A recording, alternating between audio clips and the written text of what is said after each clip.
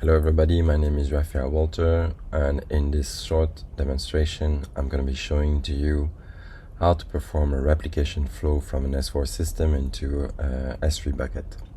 So as you can see here, I am in my connections in Datasphere. This was pre-recorded, as some steps might take a few minutes when I'm doing the replication flow, so I recorded it and I'm just going to do a voiceover. So here you see that I'm creating my connection. I'm actually going to show you all the different connections. We have the SAP ABAP, which is what I use in a previous when I was connecting to an S4 system, ECC system. I have the cloud integration for the BTP integration suite, for example. I have a connection possible to SuccessFactors BW, the Amazon S3 that I'm going to be using. ECC system, but once again, in the previous video that I did, I used for replication flow, I used the SAP ABAP connecting to an SLT, the S4 HANA Cloud for replication flows, and here you have everything. Recently we just added Apache Kafka and Confluent as a source and as a target, and it should be added as a source in the near future in the roadmap.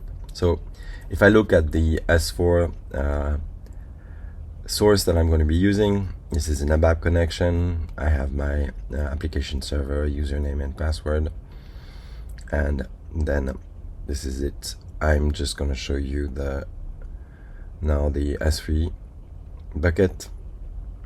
So in my S3 bucket, the endpoint, encryption option, access key and secret key. So basically pretty straightforward to create your replication flow now.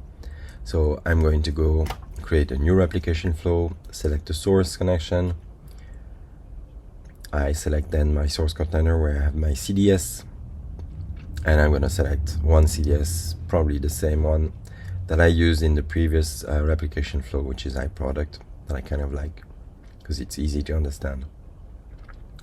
We're looking for the product now.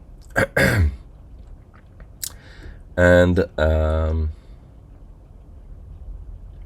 we're gonna go for the target, and here I have different, sorry, I went a little bit quick there. So you have the Datasphere, Amazon S3, any target that is available in the connections you will see there. And then I'm going to select the folder where I write the Parquet file, and that's it. So I'm going to go into my settings. I have initial delta. I can truncate the table. So here you see that you could have we don't have yet an option for delta only, but this will come. It's on the roadmap. It should be available soon. At least for local tables, it should come out by the end of this year, and we'll see for the next. So local table in Datasphere. So now I'm going to save the business name of my replication flow.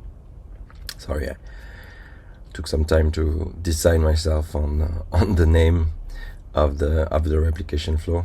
Ended up writing here Delta 2. Saving. And once this is saved, I can deploy. So you save, you deploy, and then you execute your replication flow. In this case, I'm doing an initial load with no delta, so it's going to complete after I think 4 minutes 50 or something. So I'm replicating. This is where I cut the video, so it wouldn't be so long. And now you see I have my completed. It took 4 minutes 25. I have the initial load operations, how long it took. And now I'm going to go into a Jupyter notebook, and I see my Parquet file here in the initial iProduct. So I installed all the different libraries. I also created a Panda data frame, retrieved all the information. I'm looking for one specific product, which is the SWN, etc. And you see here I'm going to select a few columns of that, and I'm looking for product old ID, which you see is empty, old material number. So now if I go back, I'm going to do the delta. So I'm reopening the same flow, and I'm going to change this initial and delta Of course, I need to select truncate because I'm going to reload on what I've just created. And then here you see in the delta, you can specify the hours and minutes. So the minimum is 1 minute for the status of the replication flow to reiterate and a check. Every minute it will check that something was modified. Okay, so now that I've saved this with the 1 minute scheduling, I'm going to deploy it. And then I'm going to execute it. So first it will perform the initial load, and then it'll be in a status where it's going to be waiting for new data to come in. And actually, I have to say the message you'll be seeing is can be, I have had a few customers, so I'm here going into the data integration monitoring, and yeah, so it sees, you see it says initial running, and then it says active, and after a while it'll give you this message which is like active retrying object, no source data is available. And a few customers thought that there was an issue. Actually, it's just waiting for the delta. So basically it started the initial load and now it's going to be doing the delta. So no source data is available. It means that there is no new data available, but apart from that it's perfectly running. You see the duration is infinite because it's going to be doing the delta forever as long as you don't stop it, and it's going to say retrying, and it's actually working perfectly normally. Okay, so you don't have to worry about anything. So going back, just going to show you again that I have the Parquet file. It's a new Parquet file because it's a new file, so I'm showing it this again. So I'm changing the Parquet file name that I had just before. These steps are probably not very useful, I'm sorry. And again, I'm gonna go through all the steps just to show you again that everything is here. Okay, so it's running, importing the data. I'm filtering on one specific, and then sorry, I'm eating a candy because I have a sore throat.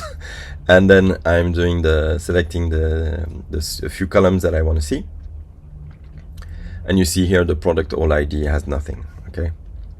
So this is exactly the same as before. We're just performed the first initial loading, and now I'm going to go into my system and change the old material number. So right now I'm in display, so I have to go back and select the correct transaction. Talking about transaction, but it's not, yeah, Fiori with S4 is a little bit different than before. I write my material number, so the one that I'm doing the filtering on. And I'm just going to edit this. I want to see the basic data. And now I can go in and change this. So I'm just going to set delta demo, for example. And then once we're done, we're going to save. And after 1 minute, the replication flow will see that something changed. And then it will just simply replicate this. And that's it. So I'm just showing you that if I display the material, the name was sent here. So basically, when you use replication flow, you are using premium outbound integration in the capacity units of Datasphere, and you're also using the data integration hours. And just so you understand, the data integration hours is really when you are effectively learning. So you see here we have initial and delta. So it's only when there's the delta that is loaded that you are using the data integration hours. Okay. Apart from that, the premium outbound integration is the volume of data you're taking. So here I'm getting the Parquet, the new name of the Parquet file of the delta. So this is just the delta. So I'm gonna have to change this.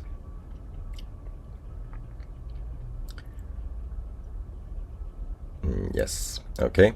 And I run this. So I'm loading the whole Parquet file with the delta. So I see here all the different and actually I already see that there is only one document in here because there was only one line in the delta, but it's easier, so I'm gonna go through all the steps. But we are running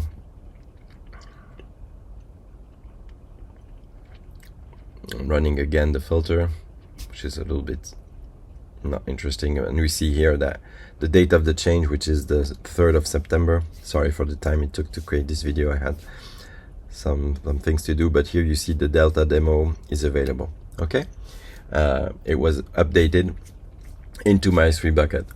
So I hope this video was useful for you. Once again, you can put your comments. I try to answer them when I have the time, but please do understand that I have also customers to attend to, so it might take a while, and I'm sorry for that. Thank you very much. Thank you for watching, and have a great day. Cheers.